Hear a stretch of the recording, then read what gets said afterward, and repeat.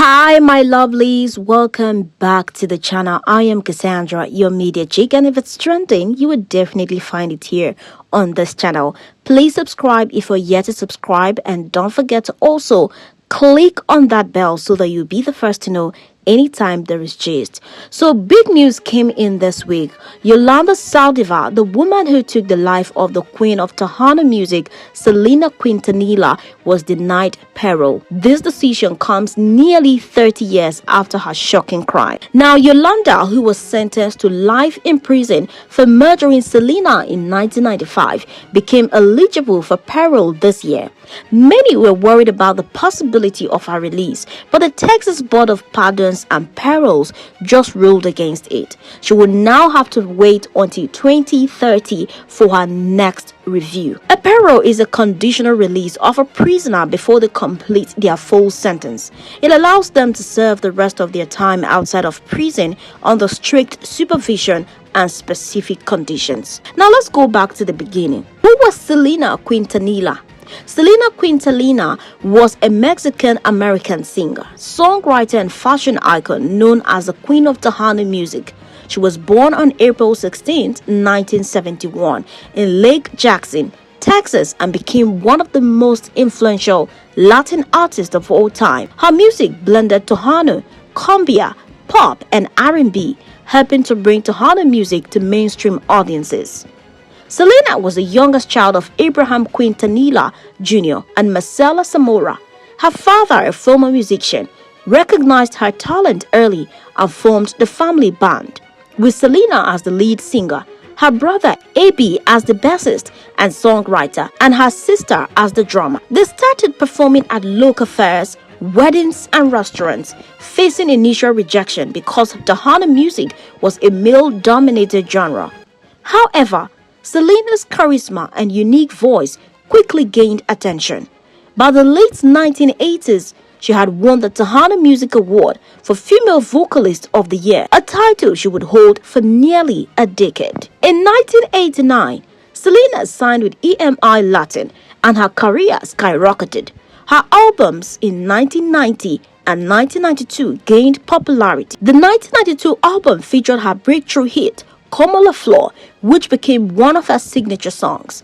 In 1994, she released Amor Prohibido, which produced a major hits like Bidi Bidi Bum Bum, No Me Queda Mal, and Amor Prohibido. The album became one of the best-selling Latin albums of all time, and Selena became a crossover sensation. Selena made history at the 36th Grammy Awards in 1994 when she won Best Mexican-American Album for Life, 1993.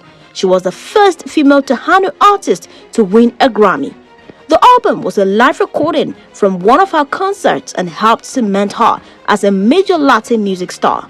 She was also nominated for a posthumous Grammy in 1996 for her album Dreaming of You, but did not win. Selena was on the verge of breaking into the English language market when she began working on her first English album. She was often compared to Madonna due to her stage presence and influence in fashion. She also launched Selena ETC, a boutique chain that showcased her unique style.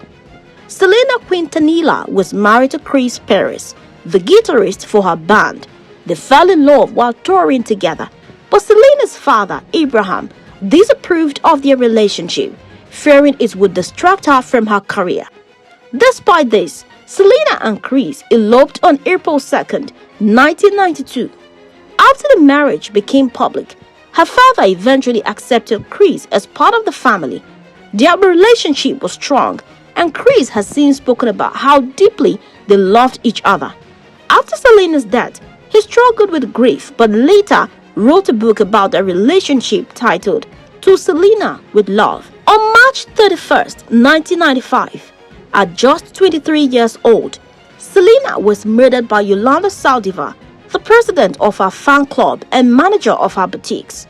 Yolanda Saldívar killed Selena Quintanilla on March 31st, 1995, after being confronted about embezzling money from Selena's fan club and boutique business. Saldívar had gained Selena's trust as the president of her fan club and later managed her boutique stores. However, Selena and her family discovered that Yolanda had been stealing money from her fan club and boutiques, which led to tension. Despite this, Selena had gone to the Days Inn Motel in Corpus Christi, Texas, to meet Yolanda, who claimed to have some of the important financial documents that went missing from the records.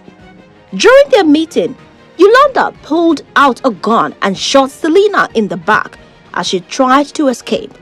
This happened at approximately 11:48 a.m.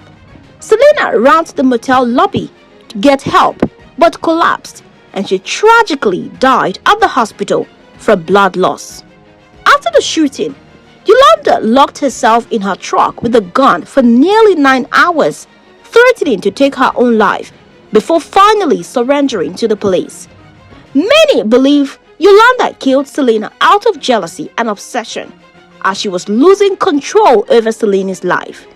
Others think she acted in desperation, fearing the consequences of her fraud being exposed.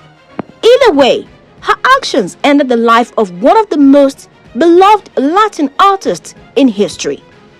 So guys, what do you think? Did the payroll board make the right decision or not?